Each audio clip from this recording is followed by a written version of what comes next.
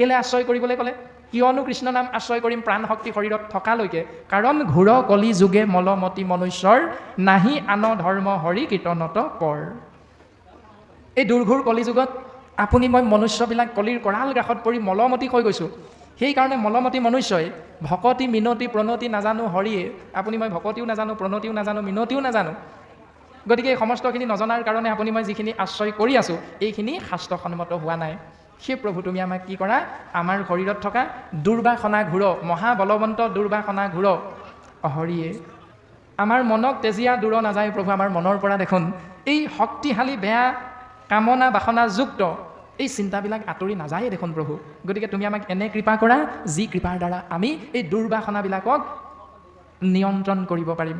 সেইকাৰণে সিদ্ধান্ত দিলে এই দুৰ্ঘোৰ কলিযুগত মলমতি মনুষ্যৰ অন্য ধৰ্ম নাই কাৰ অবিহনে হৰি কীৰ্তনত পৰ বুলি কৈছে।